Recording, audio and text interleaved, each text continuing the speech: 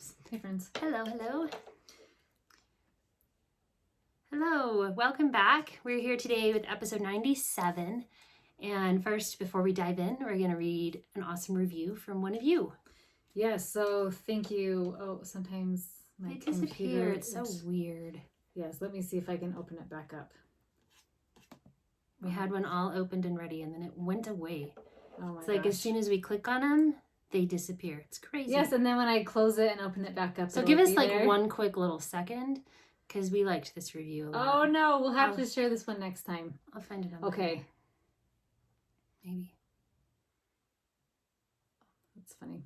Okay, while she's talking and looking it up, we just want to thank you guys so much for leaving us the 5-star reviews and your awesome comments. It helps people to find us.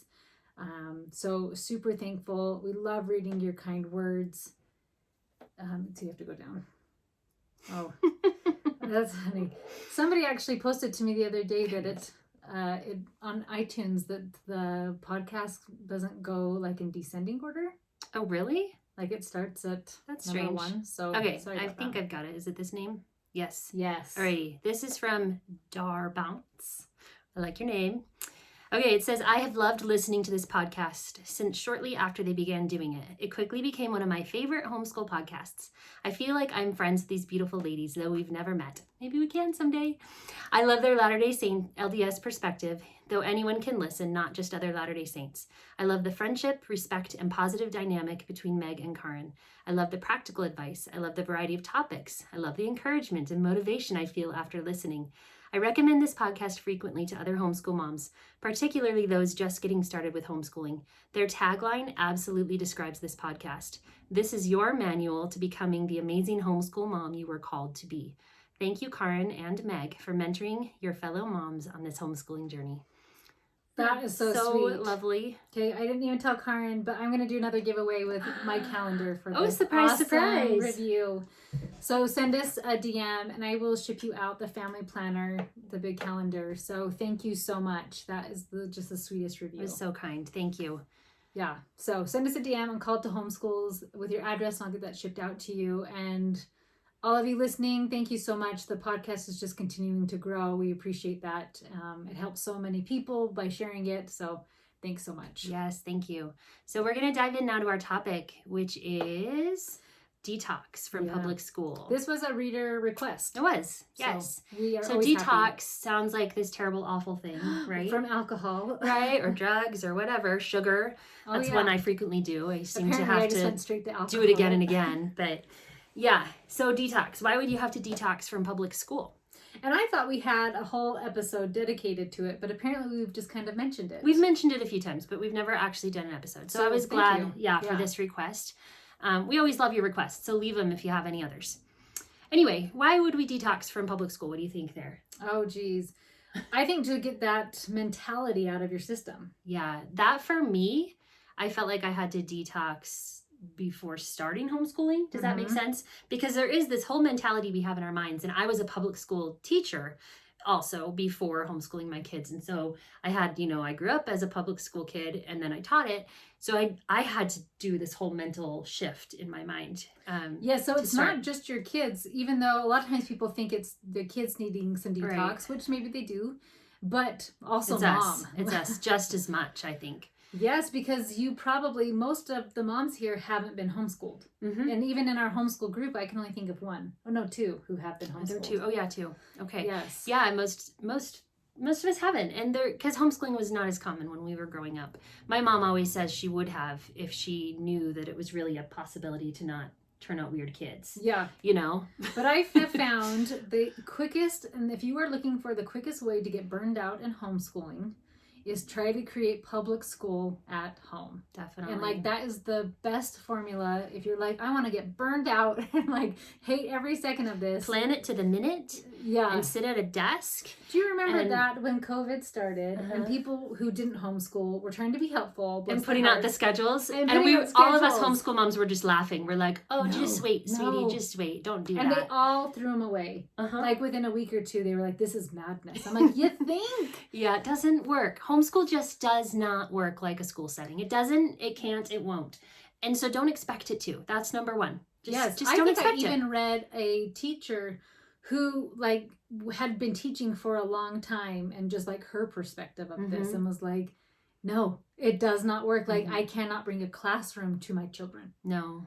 Like bells and whistles and all that. So that's stuff. the biggest thing. Your routine, everything's just going to be really different than you think it will be because you're not recreating public school. You're teaching just your kids, and it's very different than a school full of kids.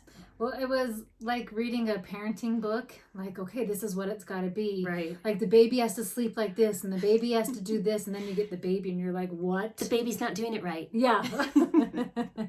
They said you have to sleep on your back. I'm like, a lot of my babies had to. Why be is this baby sleepers. crying this way? That's not what the book said. Yes. Why is he crying? I did exactly what the book said, I know. and my baby's freaking out. Yeah, we're all wired differently.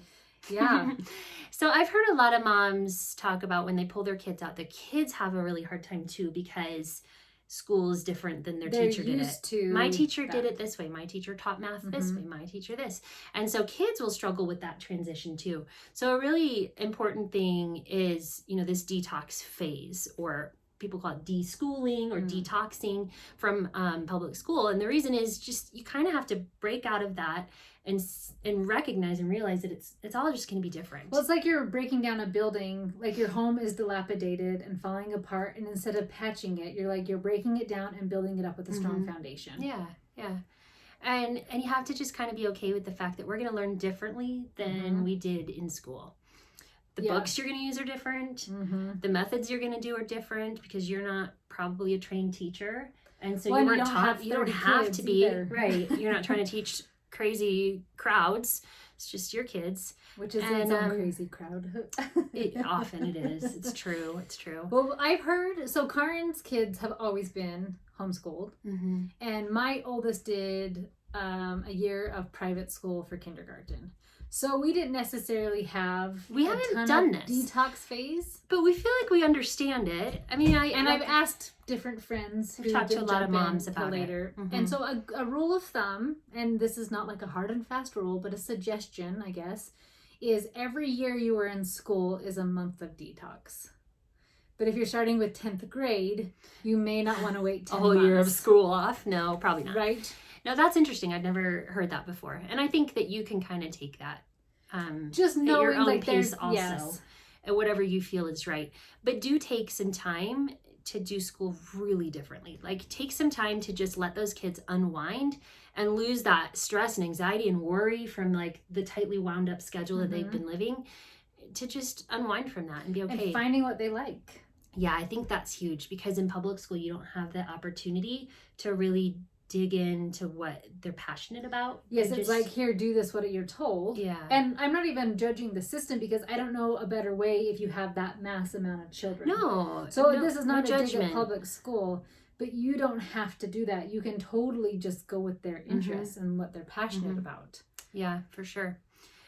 So I would recommend taking it a little easier on academics for at least a few weeks. Yeah. And do some unschooling. Well, so I have some suggestions. Yeah, I do too. Okay, so like reading, making books fun, right? Doing read alouds, just exposing them to a lot of books. Going on walks and hiking, camping, being outside. All of those are outside. That's like any kind of field trips too. Like, yes, museums. I guess I didn't do that because I'm like everything's closed right now as we're recording. It's not all closed actually. I just hate masks. I hate masks too, but you have to wear a mask. But yeah, so I just keep going camping. Creating, so getting out art supplies, painting, all the building. Well, my boys sometimes will just hammer nails into wood. Yeah. Why not? Yeah. This is a good one, I think. Building relationships. Yeah. Like, how do we behave with each other? Those types of things. Learning habits. I know some people will just not do school at all and be like, we're just going to learn habits of cleaning our room and cleaning the house, because maybe if they were going to school, you were like, oh, you're in school all day and you have homework, you don't know how to clean the house. Or yeah, kids that are in school as a lot, or like public school, they don't have the opportunity or the time to do as many chores around the home. And so I think that's actually a really big difference between homeschool kids, because when they're there all day, they're creating mess all day too, right? They're constantly messing and creating dishes and eating all day long. all the food. And so it's just a whole different feeling going on. And so your kids have to contribute more. And because they're home, you need to expect them to more. Yeah, well, and I even think, because I've seen places where like, oh, all the laundry. And I was like, all the laundry? I don't do anybody's laundry. I don't even do George's My kids do their now. laundry. George does it? No. Oh. Like, what? Yeah, I wish. Because I work a couple days a week now. And so I hired my daughter Tess to take care of George. And part of her payment is doing his laundry, and then she teaches him to fold it and put it away. Oh, I love that. So, that's great. like, he has a house chore and all those things, and she's teaching him it. I love that. Another one I like is teaching obedience. Mm-hmm. Now, not dictatorship, which is very different. In my Mama's membership, I have a video on obedience that teaches like step by step of how to do obedience. So if you're in Mama's members, go check it out in the parenting section. If not, go join it, because that is an awesome step to have, of like knowing how to teach obedience, because that's gonna like save you headaches down the road. And it's like, time to do school. It's like, well, no, you can't tell me what to do. Yeah. I think it's a really important time to just be super flexible too with your kids, and kind of let them have a say in their education and what they want to learn and how they want to do some things from the beginning. And often kids that have been public schooled at the beginning don't know how to do this. Like, they're not really sure that they can, or they don't really know what their passions are, or what they're excited about, or how they want to learn it, because they've always just been told. And so give them a little time to explore that and figure that out. And I think that's really important. Yes, and just getting outside and playing. Being out in nature, climbing trees, going on the parks, all those things. Yeah. Also, an important tip is to find some homeschool friends, because if you don't know anyone else that homeschools, you really. Well, if you think about this with AA, the Detox, you have a mentor. Like any program that's like, hey, even like if the sugar things, you had a group support. It's always, as you have a detox, you always have a support. Yeah, it's so true. That's and a great one. I think that's so important for kids, not only for moms to have a support, but for kids too as well, because if they don't know any other homeschoolers, they'll just think that their mom's crazy or that they're weird because they're the only ones doing that, or the only ones like that. So if you can find some friends to connect with, that's going to really help a lot on everybody's journey. Well, and I think about that. My son's best friend, they started homeschooling when he was in 4th or 5th grade, like his friend. And how awesome that's been, that like now here they are, a senior and a junior. And like being able to go the whole way through because they've had this best friend. And when people tease like, oh, homeschool, that's weird. It's like, I really don't care because I've got this best friend. I'm cool and my friend's cool. We're good. Yeah. It helps them to just accept who they are and what's going on in their lives. But I think too, have you noticed this? Like, there's different values or whatnot, because we can be with our kids so intensely that sometimes it's easier to have our kids hang out with each other. Because I know at your house, or if your kids are at my house, what would be going on in that home because of your value system. Because I just found out the other day that one of my children was being exposed to a rated M video game. And I was like, that's hard. Like, this is really interesting to me. And so like there's something too with like, because these other kids didn't think it's weird, because like in school they're all talking about it, and no judgment, it's just not for me. Right. And I don't want it for my children. So like having friends that also say like, oh, we don't play those games at our house either. Right.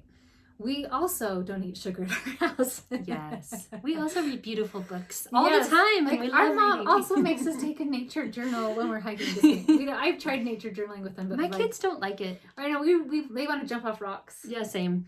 You know what my new thing is for my son is to collect bones. We bones. have a graveyard. We've had some of that too. We got a femur downstairs. Deer. Ours are usually deer. Yes, we found a graveyard of animal bones. So anyway, they'd rather gather things than... Same. Yeah. So and I think that's just as great. Phase. Yeah.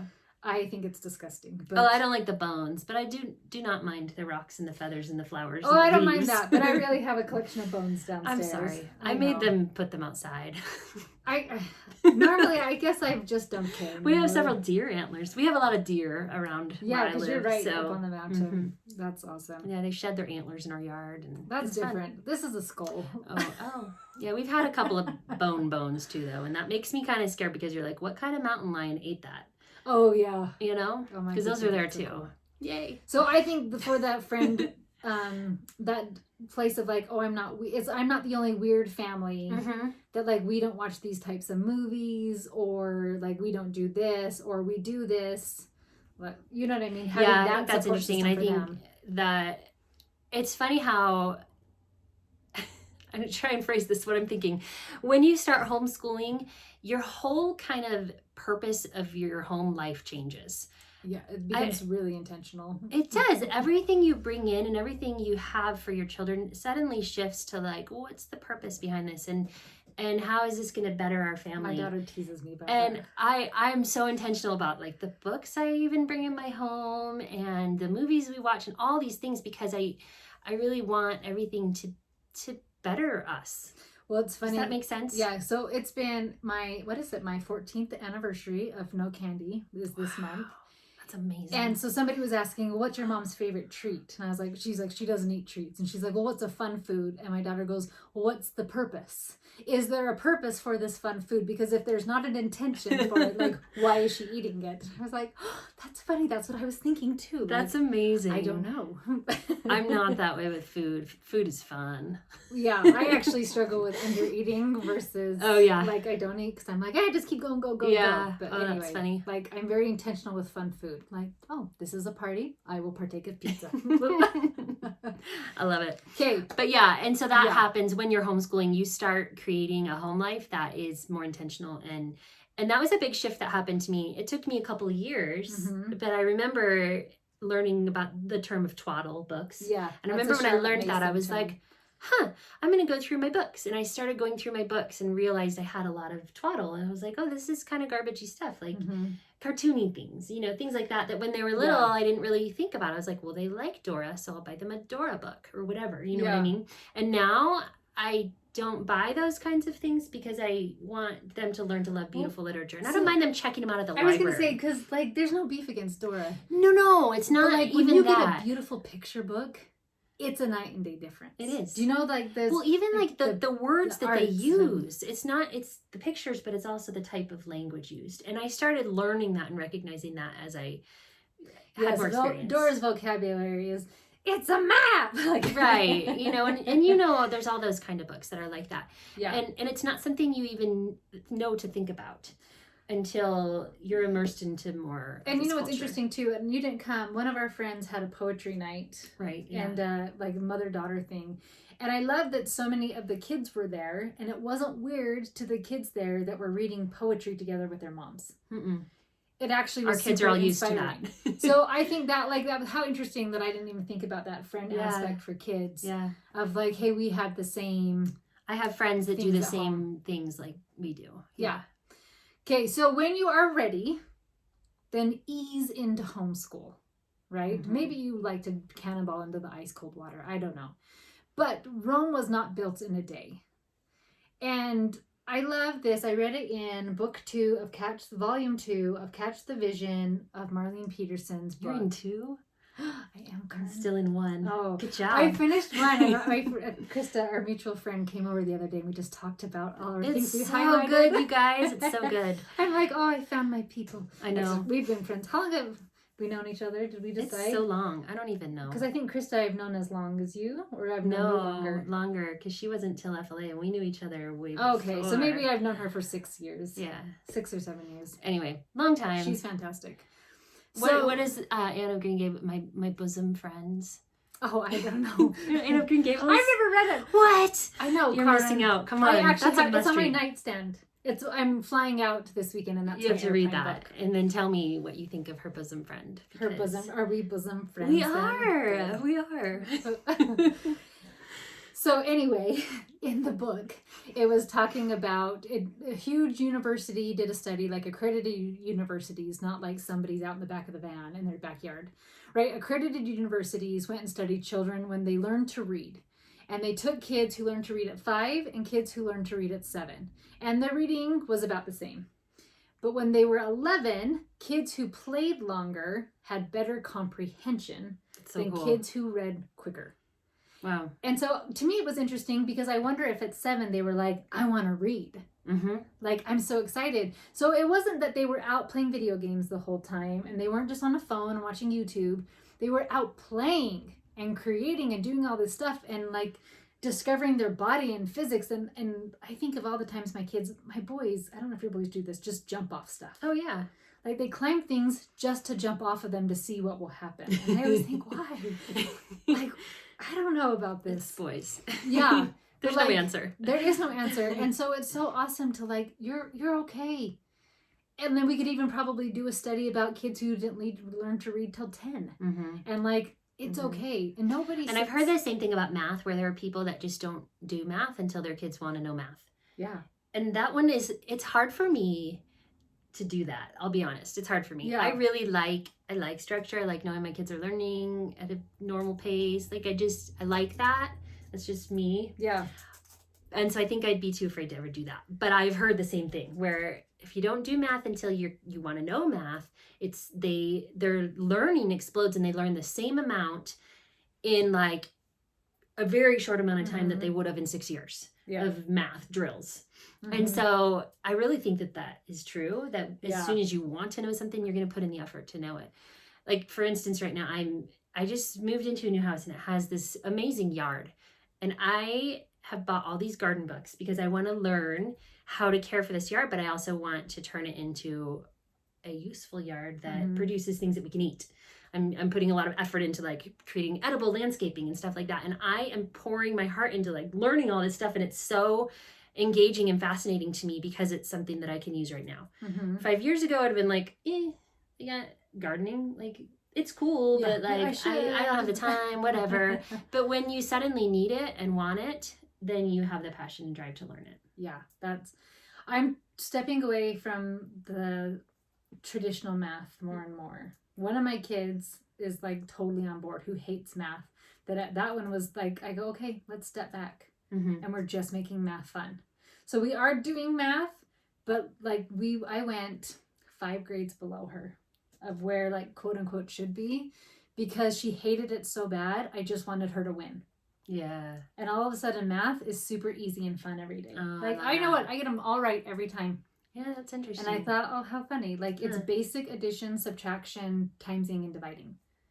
And she's like, I'm killing it. That's awesome. Like, you totally are killing it. Love So it. I don't know. How funny, like even us this far in still need to get off the conveyor belt a little bit. Yeah, so it's don't tricky. get discouraged if you're like, I'm in 3 months, I'm freaking out. And hopefully this wasn't like information overload here for you. But I do want to have you ask yourself a couple questions to help you get on the right path for yourself for homeschool. And it is, what do you value and what does education mean to you? Yeah.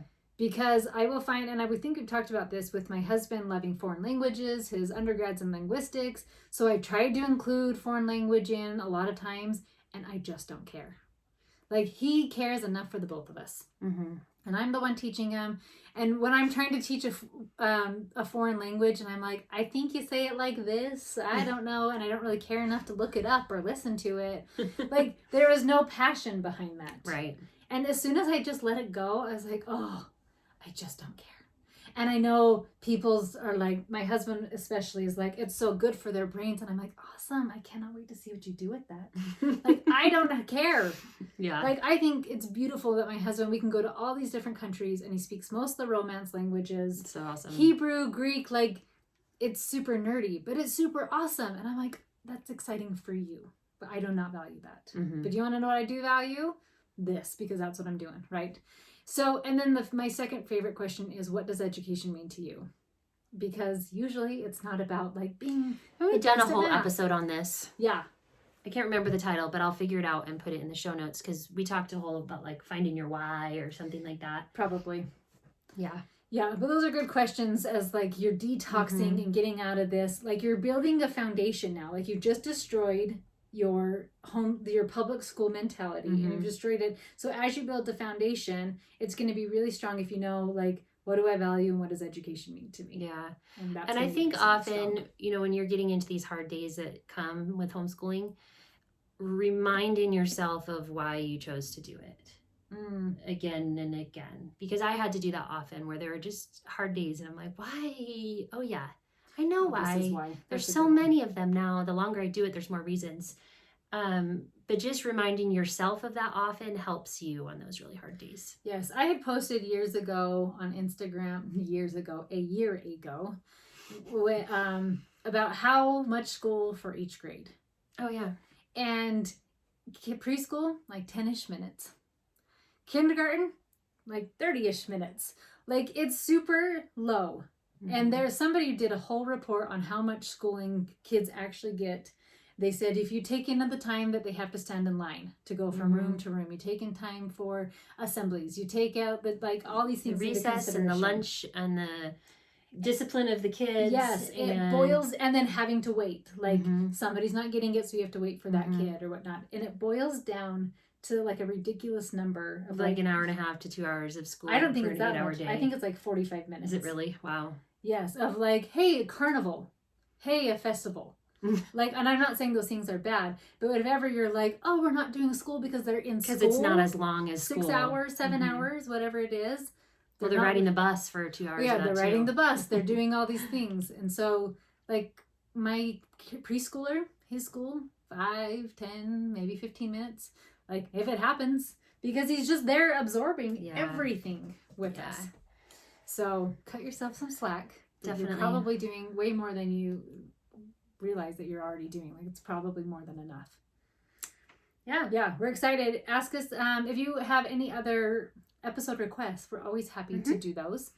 And don't forget to leave us a review. Yes. We love those too. Yeah. Have a great day. See you guys.